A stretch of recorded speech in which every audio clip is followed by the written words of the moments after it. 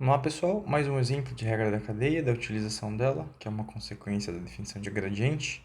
E agora a gente tem o mesmo caso, um caso parecido com o anterior. A gente tem uma função de duas variáveis, mas está escrita em termos de um único parâmetro aqui, esse parâmetro t. A função nesse parâmetro t é calculada, dada em termos desse valor, t ao cubo menos 3t. E o exercício pede para a gente mostrar essa relação entre as derivadas parciais com relação à primeira e segunda variável no ponto 1 e 2. Bom, de cara a gente já pode observar, né, que se eu fizer t igual a 1, a gente vai ter que o t ao quadrado 2t é igual a 1 e 2, tá bom? Vai devolver esse ponto 1 e 2. E com base nisso, né, entendendo que a gente está olhando t igual a 1, quer dizer que eu já posso calcular a f da t nesse ponto, a f em t igual a 1, né? Então, a f de 1 e 2 é a mesma coisa que fazer t igual a 1 ali no t ao cubo menos 3t, né? Então, é 1 ao cubo menos 3 vezes 1, que por sua vez vai dar menos 2, certo? Então, já com essa preparação, vamos começar o exercício. Então, mostre que a gente tem essa relação entre as derivadas parciais, né? A derivada com relação à primeira variável no ponto 1 e 2 é menos 2 terços. A derivada com relação à segunda variável nesse mesmo ponto. Bom, aplicação da regra da cadeia, né? Vamos começar a solução. Então, a gente tem que... eu posso derivar com relação a t em ambos os lados dessa relação. E fazendo isso, eu vou ter derivada, símbolo usual de derivada, tá? Porque o parâmetro aqui é uma variável só, né? Então, derivando com relação a t em ambos os lados, a gente organiza isso aqui, né? A derivada desse lado vai dar 3t ao quadrado menos 3, que é a derivada com relação a t dessa função. E a derivada com relação a t desse lado vai ser a aplicação da regra da cadeia.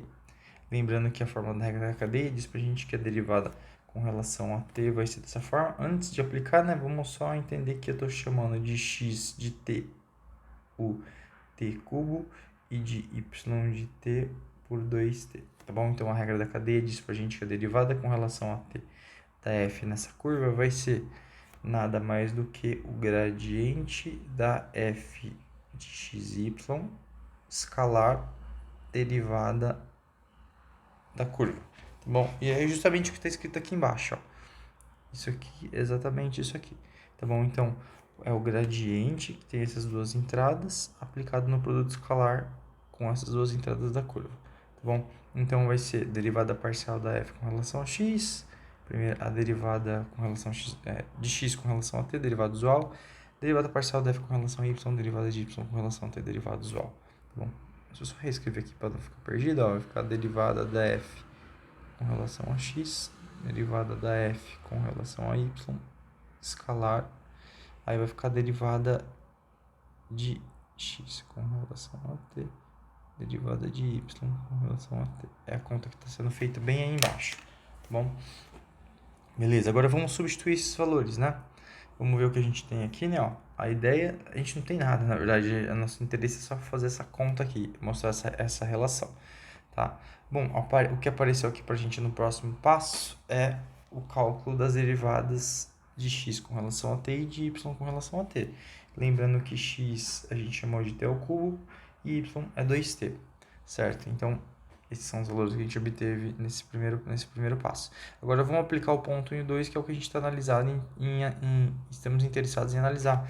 E nesse ponto 1 e 2 é o que a gente faz, é nele que a gente, com t igual a 1 que a gente chega no ponto 1 e 2, certo?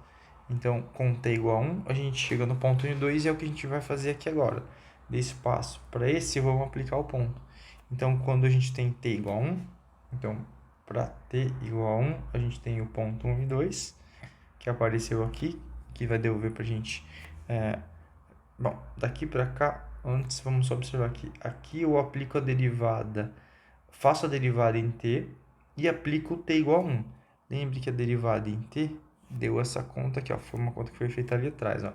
A derivada em t da função t da f no ponto t cubo 2t nada mais é do que você aplicar a regra da derivada usual, né, na função t ao cubo menos 3t, e essa conta vai dar 3t ao quadrado menos 3. Se você fizer t igual a 1, a gente vai ter calculado então a derivada com relação a t no ponto 1 e 2.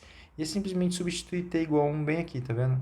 E a gente vai ter o valor da derivada no ponto t igual a 1, que deu justamente deu zero, tá? Se você fizer t igual a 1 ali, 1 ao quadrado, 3 vezes 1 menos 3 vai dar zero. Então, essa derivada sendo zero, agora a gente vai usar esse valor lá embaixo, nesse ponto que a gente chegou.